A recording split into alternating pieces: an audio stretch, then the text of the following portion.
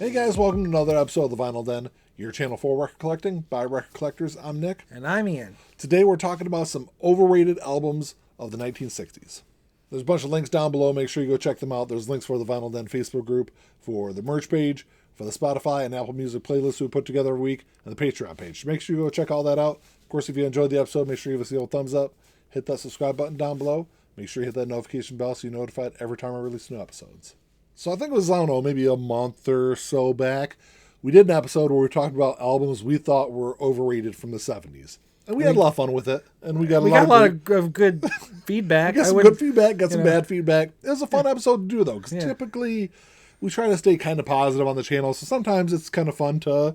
Well, I like the interaction when it's like that. Yeah. You know, where there's, a give and take? Give and take, yeah. So I got involved in that, which I don't usually. Yeah.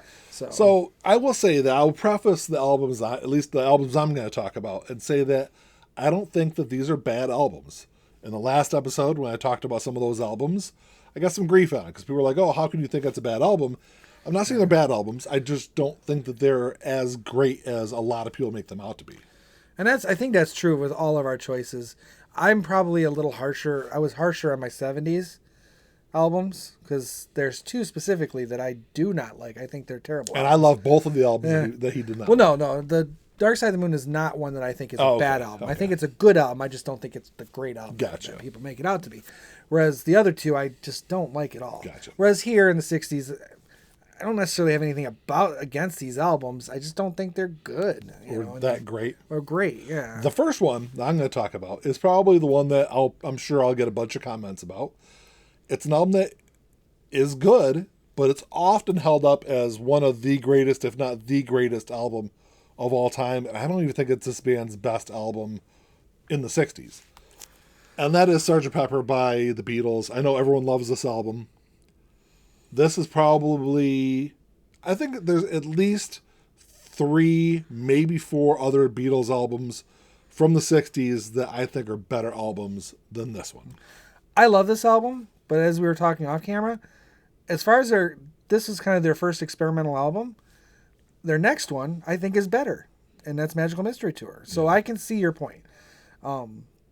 Yes, this is like their first foray into experimentation and everything else, but where they were testing the waters, they got all the waters right on Magical Mystery Tour, in my opinion. So I definitely agree with your... It's a good album, but like I said, I don't think it's as great as everyone makes it out to be. I'll say that the last couple of times, I remember I went probably 20 plus years without listening to this album.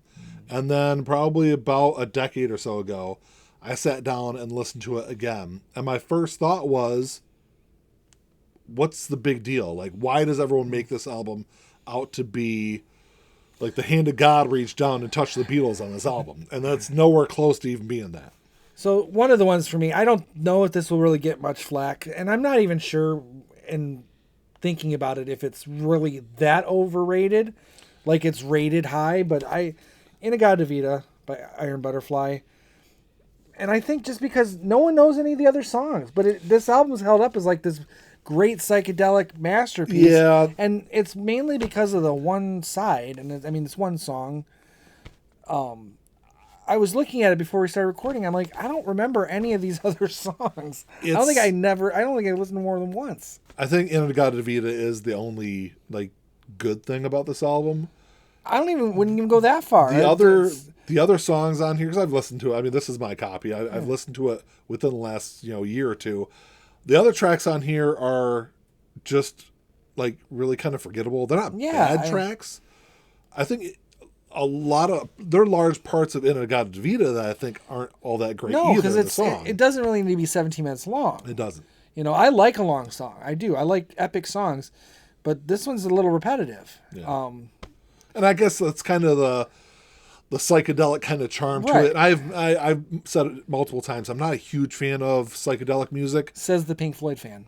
Yeah, we'll get to that though. But it's an album that I agree. I think it's definitely overrated. I don't see it as the masterpiece that some people make it out to be for sure.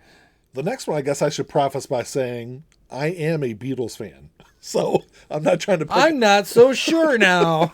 I'm not trying to pick on the Beatles. But my next one is the White Album. I have long considered this an album that has way too much filler on it. I think it would have been a much better album had it been a 1 LP release. I get what the band was trying to do. I get that it all kind of connects and there's different things going on in different parts of the album. But like I said, there's just way too many things on here I can do without, that I could skip over probably at least a third of this album. Cut it off. It'd be a much, I think, a better album, a more cohesive album. For me, I think the best way to put it. I'm less inclined to say that. I could probably go 3 sides. Like 3 sides are great, are really good songs, and then there's maybe a side that's just, kind of. If you were to take all the songs and break them up by sides, it's just, which obviously they do with the record, but I like the vast majority of this album. Is it the greatest Beatles? No, but it's a good album with a lot of good songs. Yeah. Like I said before, a large chunk of this album I think is really kind of forgettable. Oh no, it's got my favorite Beatles song of all time on it. Yeah, and that's Glass Onion. Now, if that didn't make any of you angry, the Beatles thing, I'm gonna make you angry. I think at least maybe some of our older viewers. Pet Sounds, totally overrated. I mean, I'm not a Beach Boys fan at all anyway. But people talk about this album like it is a masterpiece. And I look at the track listing and I'm like, no. It's got some good songs on it. Yeah, I mean, none of the songs are terrible, but It's got a couple of really great songs on it. But I get where you're saying, though, because it's an album where, and I'm kind of a casual Beach Boys fan, I don't think it's the best Beach Boys album of the 60s. And you're right. When you look at, like, top 10 albums of all time lists, top 15 albums of all time lists, it tends to be in that top 10, top 15. I mean, people hold it up like a great album, and I kind of get what you're saying. I think it is slightly overrated. I don't think it's really as overrated as you think it is, though. It might not be. I mean, obviously, this is always going to be opinion. Yeah. I look at the track listings, and it could be a generational thing, because this is kind of like, I mean, the Beach Boys kind of go back to the early 60s, and this was, 60? It was late part of the 60s. Yeah, late 66, I think. So it still has that kind of like early 60s, late 50s vibe to it. Most of these songs just make me think of like commercials that I grew up with in the 80s. They were using these songs in commercials. Yeah, they were. And it's just like, and I know they do that with the Beatles, everything. Every band I've ever loved and still love is that their music's in commercials now. But when I was a kid, that was the case with these guys, with this album. It's just, I don't know. I don't get the hype. I've tried listening to it even as an adult. I just don't get the hype. My next one is an album that I don't actually own a copy of it. That's how overrated I think it is. And that is The Velvet Underground and Nico. It's the debut album from The Velvet Underground. I get it. It's like the whole, kind of like I said before, it kind of plays in a lot of the psychedelic kind of stuff. I like Loaded, which was, I think their 3rd or 4th album. It was the last album with Lou Reed. It was released in 1970. I thought that was a good album. It actually just got reissued, I think, just recently. But their debut album with the whole Peel Banana and all that stuff, I think there's a lot of gimmicky kind of stuff with the album. But overall, I mean, I just don't get it. I don't understand why people, have such an affinity, I guess, for that album. Yeah, I don't know either. So my last one, I have a copy of it. I did not bring it with me, and Nick does not have a copy of it. No. But as Days of Futures Past by Moody Blues, I had a tough time with this because it's a good album.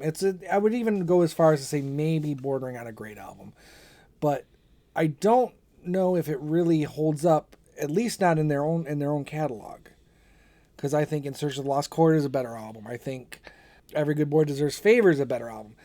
All in all, I think Days of Future Past gets a lot of hype that it doesn't necessarily deserve, as being kind of a pinnacle for an era or a band, when there's other music from the band that is probably better. Yeah. It's hard to say. This was a tough one for me, and I even went back and forth on even putting it on the list. But yeah, Moody Blues are one of those bands that I just never really got into any of their music, and so I guess I can't really say it's overrated, because I don't really rate any of their stuff really all that high. And we've come down to the final one, and this is the one where I'm a fan of this band. I've talked about it a lot of times. I've tried for years to get into this album, and it just doesn't work for me. I know people love this album. They hold it up as one of the shining albums of the later part of the 1960s. But to me, it's just overrated. And that is The Piper at the Gates of Dawn by Pink Floyd. You guys have been watching the channel for a while. You know I'm a huge Pink Floyd fan. I love the title of this album. And like I said, I tried over and over again over the years to get into this album. And there's just really nothing on. There's one good track on this album. The rest, I can just do without, really. I like the album, personally. I'm the last person you should talk to about Pink Floyd because I think they're as a band they're overrated. But I don't know. It's the experimental elements to this album that I like, and I think that when they were experimenting here, I think they took all the things that didn't work and then just made an entire career out of it. Well, that's how I view like it. As far as like experimental stuff, I think Saucer Full of Secrets, which was their second album, was much more. It was still experimental, but I think what they were experimenting with, outside of drugs, worked a lot better on Saucer Full of Secrets than it did on. Oh, you're probably right. You're probably right. But like I said, I just think it's. I think they're a band at this point. Obviously, this is like their first album, wasn't it? Yeah, it was. So they're really just starting. So they're trying everything out. Saucer, they're improving. Well, but then I think they took the elements that, like I said, at least don't work for me, and then that's what they did. Piper was all Sid Barrett. Yeah, and then Saucer Full of Secrets was a lot less of Sid. The other band members were much more heavily involved in the creation of that album, and then of course Sid was gone halfway through the recording of that album. So moving forward, it was all Roger pretty much after that. Right.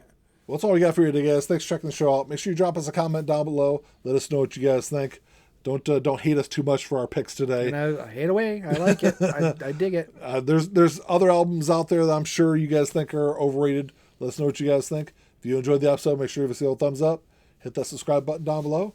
That's all we got. Until next time. Talk to y'all later. Keep on spinning. Peace.